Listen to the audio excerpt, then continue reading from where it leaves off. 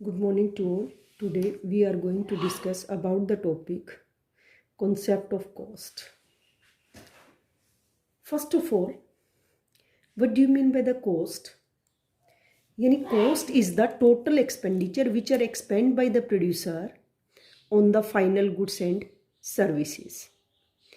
And these expenditure are on the inputs and non-inputs factors. Inputs क्या होते हैं बेटा?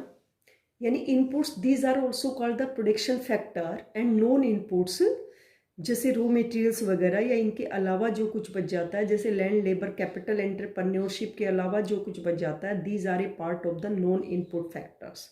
तो इन सभी पर जो टोटल एक्सपेंडिचर प्रोड्यूसर्स के द्वारा किया जाता है प्रोडक्शन करने के लिए then these are called the cost of the production.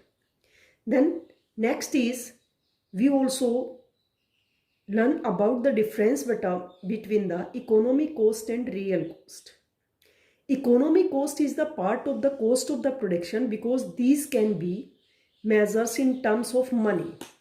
क्योंकि इसको एज ए मनी की टर्म्स में हम मेजर्स कर सकते हैं and these are also the part of the cost of the production. ये कॉस्ट का ही एक पार्ट होता है because these also indicate the total expenditure which are expended by the producer on producing goods and services. And what do you mean by the real cost?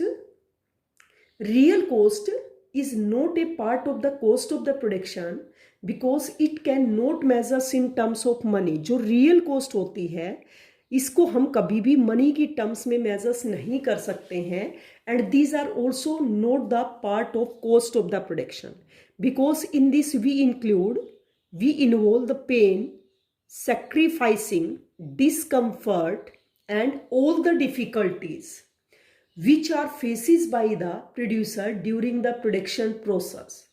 Production process के duration में जो भी उसे face करना पड़ता है जो भी पेन सेक्रीफाइस करना पड़ता है discomfort all difficulties the producer faces during the production process these are called the real cost.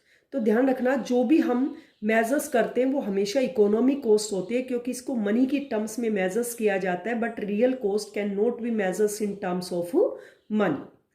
इसके बाद आ जाता है कि opportunity cost.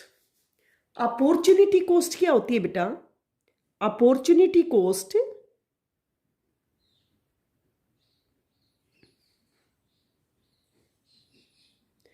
It is the sum total of the explicit cost plus implicit cost. इन दोनों का सम टोटल होता है क्या? as a opportunity cost. Then we also know the difference between the explicit cost and implicit cost. Explicit यानी बाहरी लागतें, implicit यानी आंतरिक लागतें। यानी both are the opportunity cost। जैसे explicit सबसे पहले हम इसका मीनिंग डिफाइन करेंगे and we can also shows the difference on the basis। Basis के आधार पर ये डिफरेंस करेंगे। जैसे first of all we can show the meaning it is the opportunity cost of purchasing inputs from the market. कोई भी producer market से जो इनपुट परचेज करता है मार्केट से अगर हम कोई भी वस्तु परचेज करते हैं then we can also paid the payment in terms of money to the outsider right. But implicit it is the opportunity cost of using self owned resources. जैसे for example if the producer has their own land, उसका अपना स्वयं की जमीन है, उसे बाहर से हायर नहीं करनी पड़ती, उसकी स्वयं की अपनी जमीन है then the occupied rental value are a part of the implicit cost and the producer has their own capital not taken the loan from the bank। तो इट मीन्स ये किस में इंक्लूड होगा? इंटरेस्ट इम्प्लिसिट कोस्ट का part होगा ना कि explicit cost का पार्ट होगा। Next is payment. On the basis we can show the payment. Payment provided to outsider. इसमें जो पेमेंट प्रोवाइड की जाती है these are not provided to the family members या in the firm, these are provided to the outsider. But implicit cost, the payment does not provided to the outsider, इसमें outsider को payment provide नहीं की जाती क्योंकि ये उसकी स्वयं के रिसोर्सिस की कॉस्ट होती है, स्वयं के रिसोर्सिस की लागत होती है जो उसके पास अपने स्वयं के पास रहती है, ना कि आउटसाइडर को प्रोवाइड की जाती है। इसको मेजरमेंट लिख सकते हैं हम बेसिस में इसमें, it is measures in terms of cash payment, इसको हम कैश पेमेंट के रूप में मेजर्स कर सकते हैं। जैसे मान लो हमने कोई भी लैंड हायर किया तो उसकी जो पेमेंट हमें कैश के रूप में प्रोवाइड करनी पड़ेगी, तो इसी प्रकार से इन टर्म्स ऑफ मनी के रूप में मेजर्स कर सकते हैं। But the implicit cost it can be measures in terms of imputed cost of self own resources.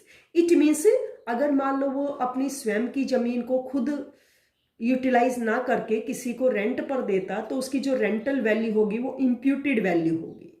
अगर उसके पास स्वयं के पास कैपिटल है, वो स्वयं यूटिलाइज ना करके अगर किसी को उधार देता तो इंटरेस्ट क्या होगी, इम्प्यूटेड वैल्यू।